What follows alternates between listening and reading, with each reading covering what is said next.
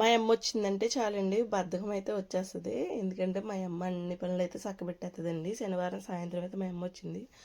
ఆదివారం పొద్దున్న అయితే లెగిసాను. లెగిసి టీ ఒకటి పెట్టేసి మళ్ళీ పడుకున్నానండి. మా అమ్మ అయితే వెనకాల బకెట్లన్నీ బాగోలేదని బకెట్లన్నీ తోమేసి వెనకాలంతా కూడా కడిగేస్తుంది. కడిగేసి అంట్లు అవన్నీ కూడా శుభ్రంగా అయితే మొత్తం అన్నీ తోమేసిందండి. తోమేసి బట్టలు కూడా ఉతికేసేసి ఆరేసేసింది.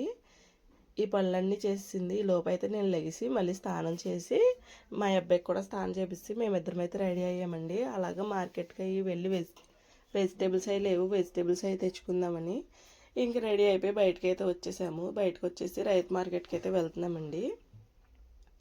రైతు మార్కెట్కి అయితే వచ్చేసాము. రైతు మార్కెట్లోని వెజిటేబుల్స్ అన్నీ తీసుకోవాలి, ఎందుకంటే అసలు వెజిటేబుల్స్ ఏమీ లేవండి. అందుకని వెజిటేబుల్స్ కొంచెం వచ్చాము. మొత్తం వెజిటేబుల్స్ అన్నీ తీసేసుకున్నాము. తీసేసుకుని అలాగా జీవి మాల్కి అయితే వెళ్ళామండి. ఆఫర్స్ ఏమైనా ఉన్నాయేమో చూద్దామని. పెద్ద ఆఫర్స్ అయితే ఏమీ లేవు, కానీ నైటీస్ అయితే 3,400 అని పెట్టారండి. అవి అయితే తీసుకున్నాను. అవి చూపిస్తానండి. అవన్నీ తీసుకుని ఇంటికైతే వచ్చేసాము.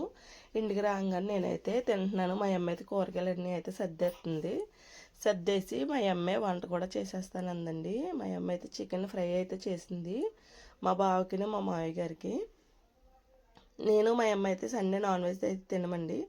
మా అమ్మది వారంతో అయిపోద్ది, నాదైతే ఇంకా అవ్వలేదండి. మా అమ్మ గురించి నా గురించి అయితే పప్పుచారు అయితే పెట్టుకున్నాము.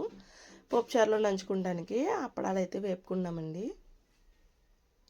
ఇలాగ అప్పడాలు కూడా వేయించేసుకుని పక్కనెట్టేసుకున్నాము. పప్పుచారు అప్పడాలు మాకు. పప్పుచారును దాంట్లో కాంబినేషన్గా చికెన్ ఫ్రై అయితే చేశాను కదా, అది మా మావయ్య గారికి నుండి.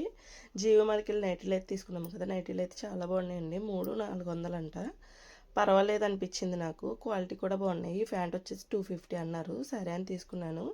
మా ఛానల్ ఇప్పుడే చూస్తున్నట్టయితే కనుక follow and subscribe my channel. మీ అమ్మ తింటేనా.